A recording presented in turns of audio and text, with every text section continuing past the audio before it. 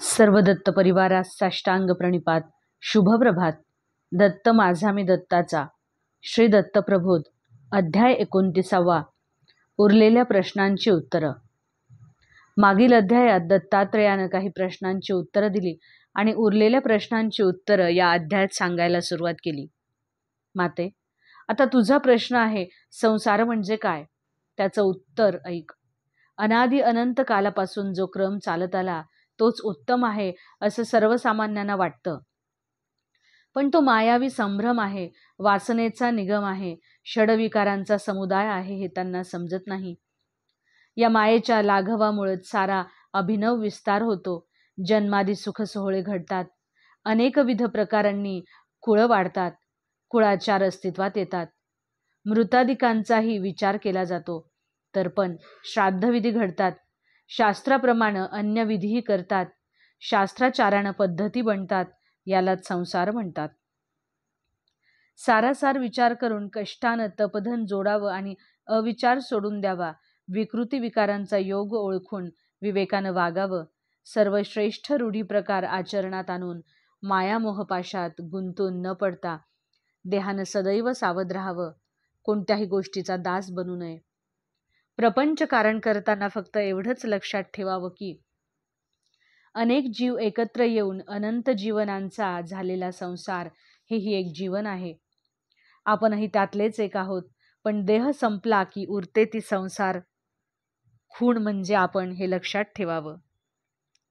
सर्व रंगात रंगावं, सर्व भोग भोगावेत, पण भोगून अभोगी राहावं. रंगूनही अंगाला रंगाचा स्पर्श घडू देऊ नये. सर्वत्र असूनही कुठेच आपण म्हणून उरू नये असा संसार करावा. हाच संसार होय. बंध म्हणजे अभिमान, अहंकार. या संसारात जन्माला आलेला प्राणी आपली आपणच हानी करून घेतो.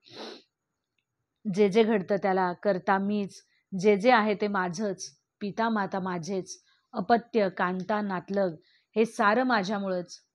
संसाराचा करता मीच अशी त्याची धारणा होते. माझा वर्ण श्रेष्ठ, माझं गाव श्रेष्ठ, माझ्यासारखा मीच ह्या मीपणाच्या बाधेनच तो पछाडला जातो, झपाटला जातो. कसा ते ऐक. एकदा एक निर्भय मनुष्य उघड्या माळरानावरून चालला होता. प्रसन्न चंद्र उगवला होता. टिपूर चांदणं पडलं होतं. सावकाश सावकाश तो घरी निघाला होता. इतक्यात एकाएकी कसलासा आवाज झाला. त्या निर्भय मनुष्याच्या मनात अनंत विचार थैमान घालू लागले. भीती निर्माण झाली. त्याला वाटलं आपल्या मागं कुणी भूत लागलं, एखादं पिशाच त्यानं पकडलं. म्हणून त्यानं मागं वळून पाहिलं. एक काळी कुट्ट आकृती त्याच्या मागेच उभी होती. तो ऐन थंडीत घामाघूम झाला, गर्भ गळीत झाला. त्यानं सारे प्राण एकवटून पुन्हा पाठीमागे पाहिलं. ते काळं कभिन्न पिशाच उभंच होतं. भीतीनं गारठून तो भोवळ येऊन माळावर पडला. तो सकाळ होईपर्यंत डोळे उघडायची त्याची शक्तीही कुणीतरी हिरावून नेली होती.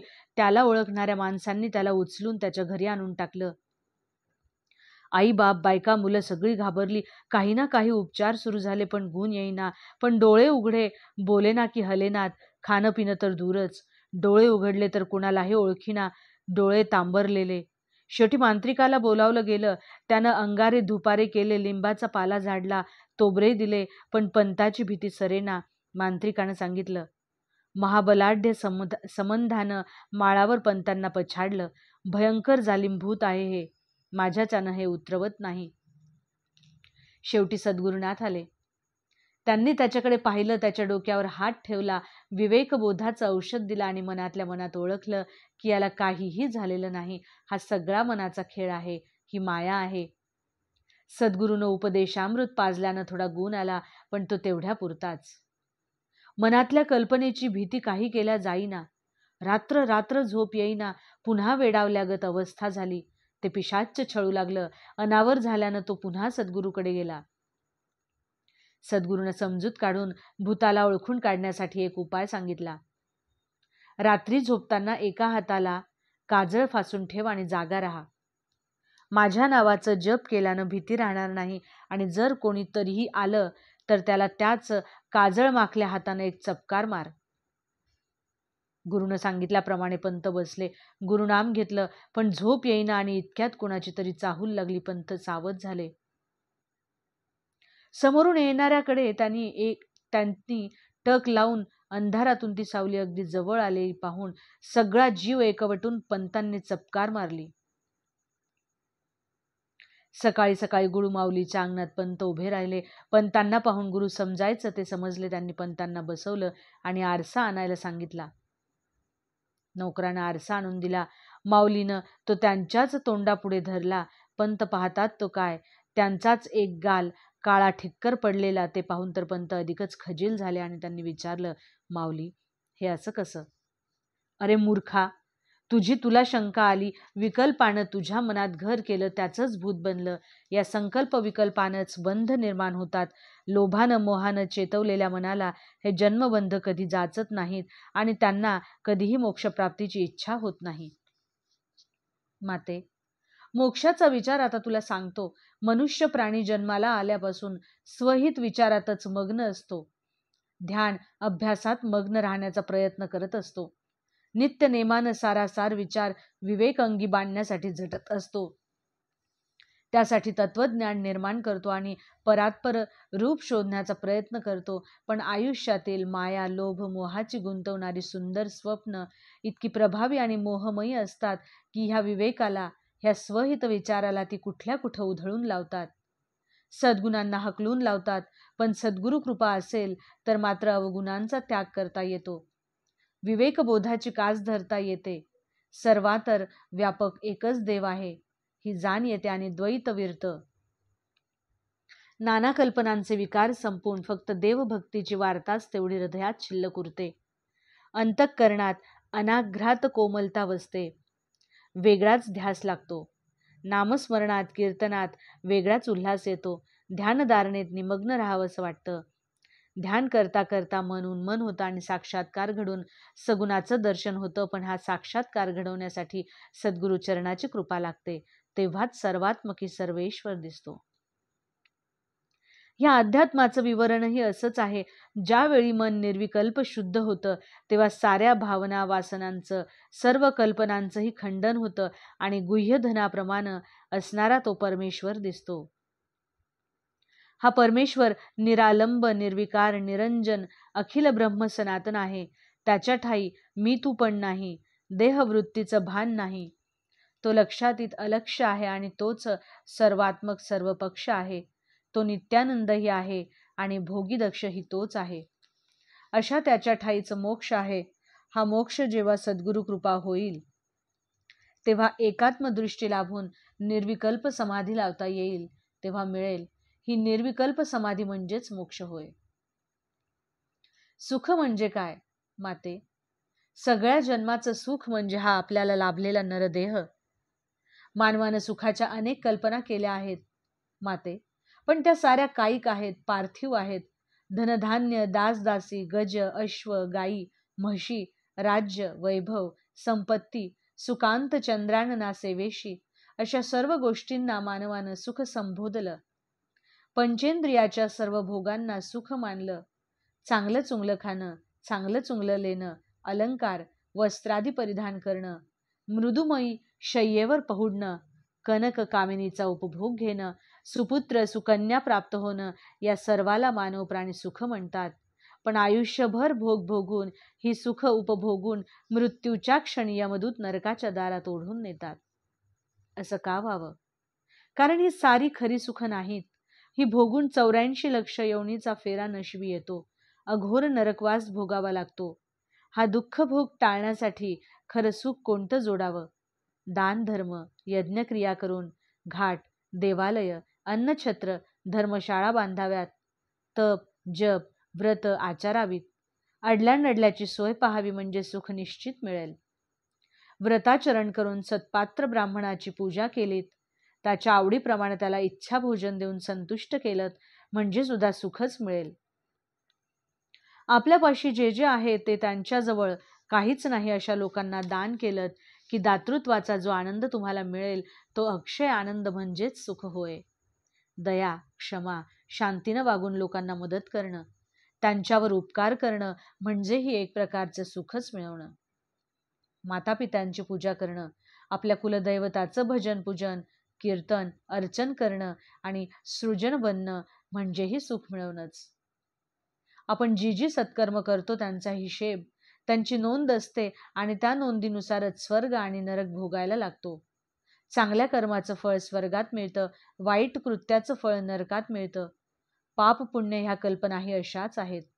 पुण्यामुळे स्वर्ग भोगायला मिळतो, पण भोग भोगून संपल्यानंतर पुन्हा धरणीवर जन्म घ्यावा लागतो आणि जन्म मरणाचा फेरा चुकत नाही. ही पुनर्जन्माची एरझार चुकवता येत नाही.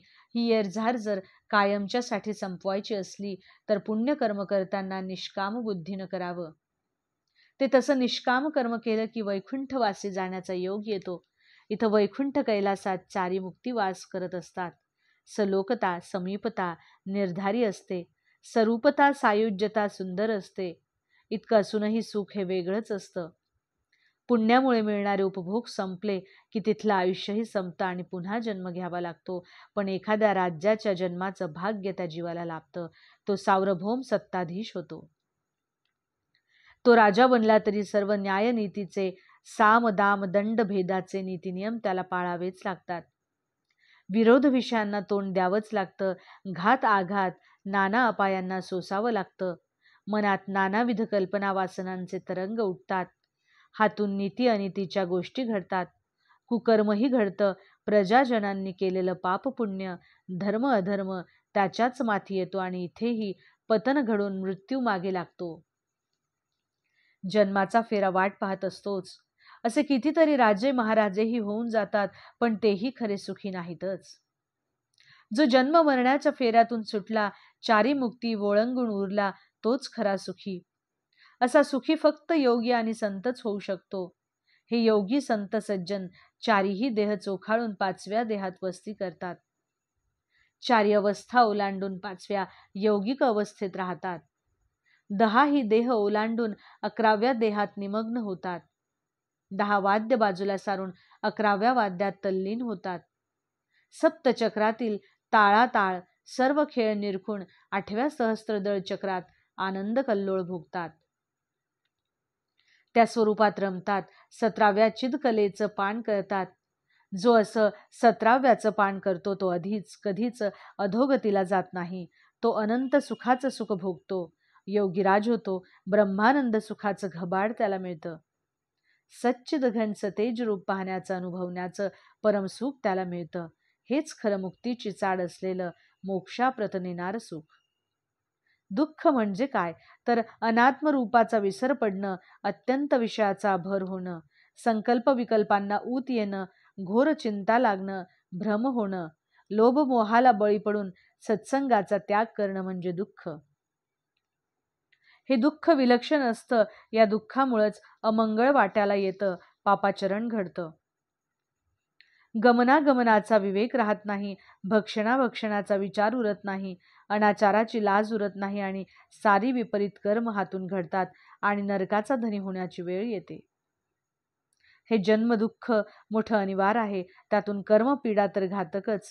विपत्ती दुःख, संतती दुःख दोन्ही बाजूंनी सोसावं लागणं हेही दारुण. या सर्व दुःखांचा झाडा मृत्यूनंतर रौरव नरकात द्यावा लागतोच. रौरव नरकात प्रथम कुंभीपाकात उकडतात.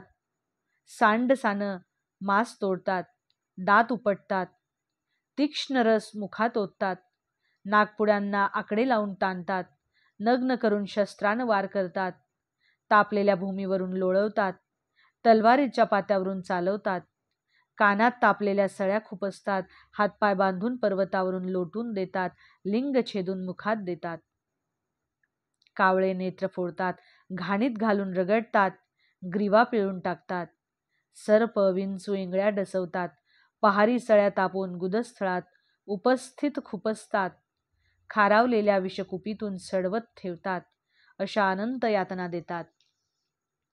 ह्या यातना संपल्या की पुन्हा जन्माचं रहाटगाडगं पुढं येतं आणि मनुष्य प्राणी कुठल्या तरी जन्मात जन्माला येतो.